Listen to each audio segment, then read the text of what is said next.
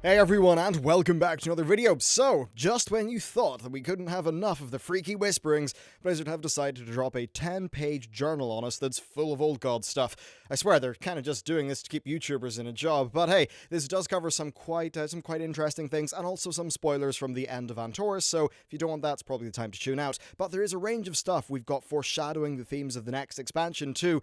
Well, something that is a bit of a stretch, but could be Lich King related, probably not, and a few other decently interesting stuff about the voidy future of World of Warcraft. But first, today's video is sponsored by Western Digital, who have sent me some of their WD Blue SSDs to benchmark with World of Warcraft. Of course, WoW has a lot of load screens these days, so it's worth seeing what the speed differences are like between an SSD and a HDD.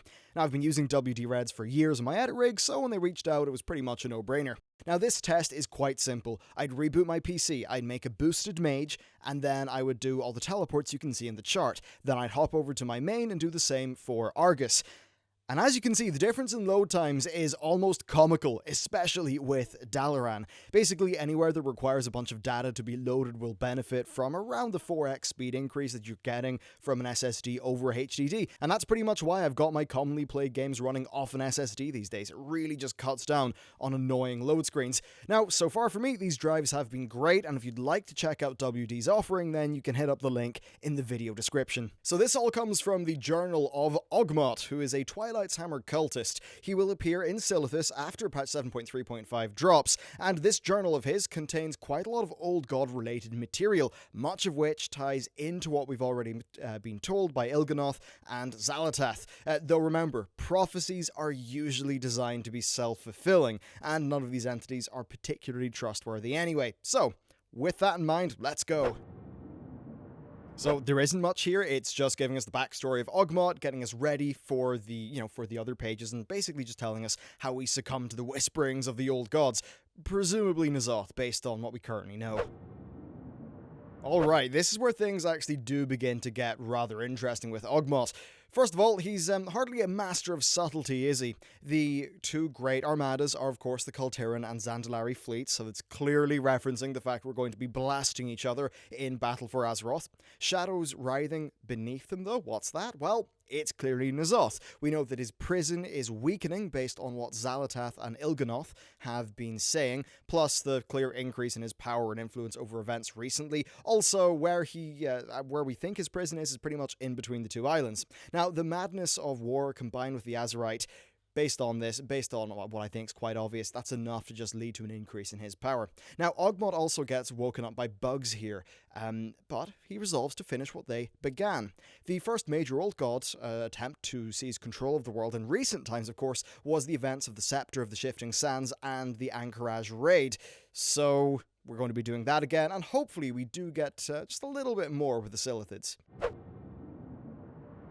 Well, I've got to agree with Ogmot. It certainly is nice to see Silithus be relevant to the game again. And of course, this talk of bugs and goblins is interesting. As I said, I really think it would be cool if we saw more of the Karaji at some point. As for the goblins, well, goblins are extracting Azerite from the wound, as is covered in one of the teased chapters of the Before the Storm novel.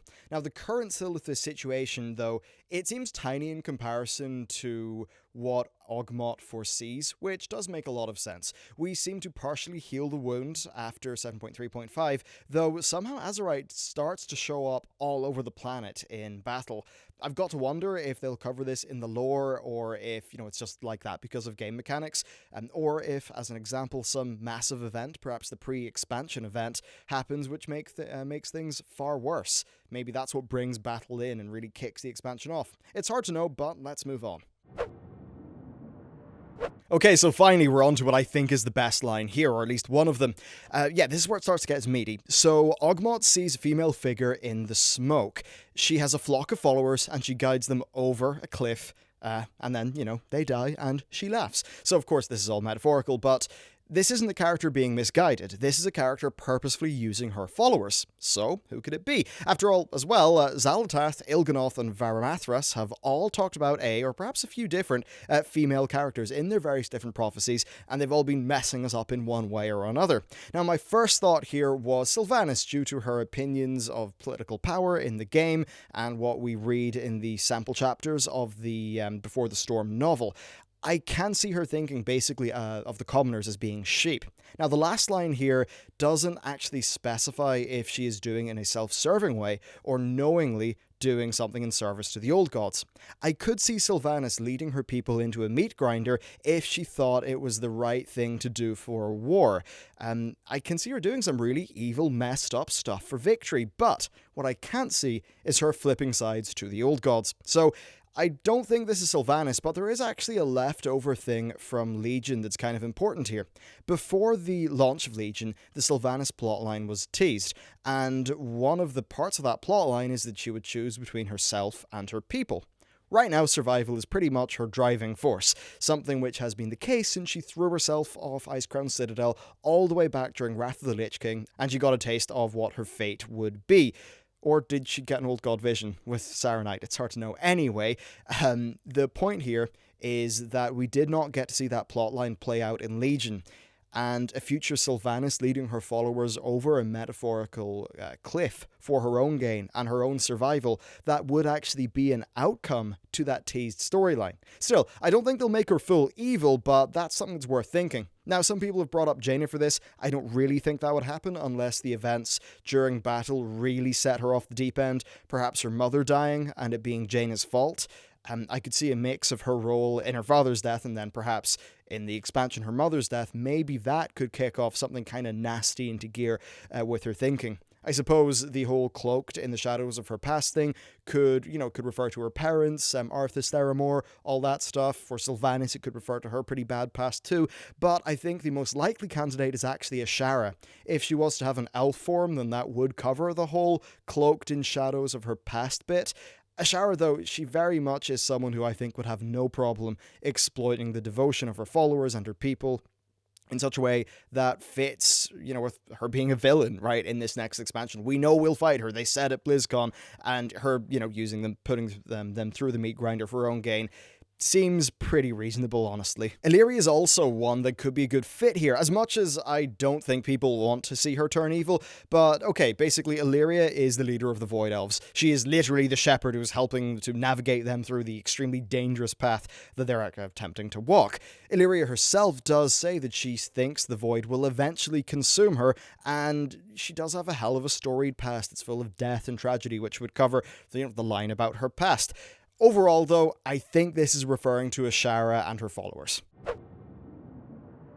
Okay, this is another great chapter. So first, the Blade's Eye, what could that be? Actually, it could be a few different things. So first, I think the obvious one, Xal'atath's Eye. Second, it could be the sort of eye thing on Sargeras' blade, though I like the idea of it being Xal'atath's Eye a little bit more. It does, of course, tie into her tagging along with us the whole time and seeing things that perhaps we choose to ignore, and there's a really major one here. And I suppose as well, she could be seeing the major long-term ramifications of our actions. Remember that in Warlords of Draenor, or since then really, since MoP, Blizzard have had our short-term stuff sort of cause long-term threats. Just look at Garrosh and Gul'dan.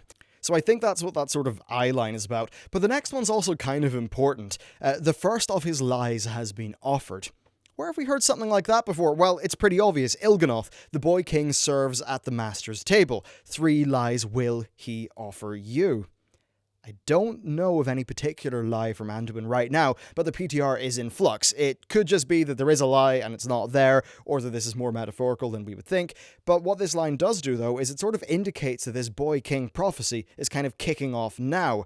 He also says that the next lie is soon to come, so I guess stay tuned for that, if it's to be believed. I think that this is a half-truth. In real life, conspiracy stuff it's just that. But in a game like World of Warcraft, conspiracies and all that, they're a storytelling tool that Blizzard uses for a reason. The intent is very different. I hear people saying that a character, say Xal'atath, shouldn't be trusted. And yes, that's true, I agree. But the person writing Xal'atath in Irvine, California, should they be trusted? Why are they writing those lines? I think that's really the thing to think about when we're dealing with conspiracies like this. But it's Lich King time. So, this whole bound by a throne thing, I've seen a lot of people say this could be to do with Bolvar. I think it would be interesting if Blizzard was to just sort of pull a free expansion idea out of the whole Lich King Bolvar thing. There certainly is a lot of meat to that. There's the idea that, well, Bolvar's been doing some questionable stuff, like slaughtering paladins at the end of the Death Knight Order Hall campaign, but I kind of don't see it happening, and I think this is, well, a little bit more easily explained. So we just were in Antorus, the Burning Throne, and also the seat of the Pantheon, which in a way is a throne. It's got a bunch of thrones. That's where Sargeras is currently locked up. So I think it could be that. It also could refer to the role of king, right? Because a king has a throne, and that the king is not bound to the throne, i.e. not bound to his role as king. So maybe Anduin's got a double life, or there's something going on there. Also, there's the Throne of the Tides. They could maybe retcon or tie some stuff, like with that, into N'Zoth's prison. That might be a little bit of a stretch, though. As for the next 2 pages, they're not massively important bar one thing. So, some cultists arrive and they talk about Argus and the victory that went unnoticed. This ties into the previous thing I was talking about massively with Xal'atath. When you kill Argus, Xal'atath says, "Long have we sought entry into this realm, to think we have a mortal to thank for giving us our foothold. Your service will be remembered." Seems like we've really messed up. There is a victory for the Void that went unnoticed, right? What was that victory? I have no idea. I suppose locking all the Titan Pantheon away, as well as Illidan, so very powerful allies. We've basically cut ourselves off from, like, potentially some of the most powerful beings in the universe. We've sort of cut out all the light stuff, stuffed it away, and really left only room for Void. I think that's what they could be getting at here. Okay, we've got another pretty cool one. So, what is this star that's talked about? Well, it could be the new light in the sky where Argus used to be. Perhaps there is more to that than what we currently think. Again, I'm kind of thinking back to that Xal'atath stuff, what she said after we defeated Argus. Now, at one point I thought, is this a loon maybe? But, of course, a loon is associated with the moon, so probably not. Ogmot does later talk about it's been too long since he was drowned. Now, these two things tie together into the line, "To find him, drown yourself in a circle of stars," from Il'gynoth. This seems to refer to a literal circle of stars which one can find above the Maelstrom, which is of course the site of Azeroth's first great wound, one that maybe now is sort of surpassed in, like, threat by the one in Silithus. Still, if the star is old god related and therefore friendly to Ogmot, I would wonder why he's trying to hide from its glare, especially because, as he says, he does not want to be forsaken by his masters, so maybe they're setting that star up as a bit of a plot. It's also odd him talking about a dagger. Xal'atath's been with players during Legion, so it's a bit strange to have Ogmot just bring it up. Maybe there's another similar dagger floating around the place, or maybe the timelines are just a bit weird in the PTR, it's hard to know. Page 9 really is just Ogmot doing a bit of rambling and the other cultists and, being the chosen one, not that important, but let's move on to 10, which is kind of important.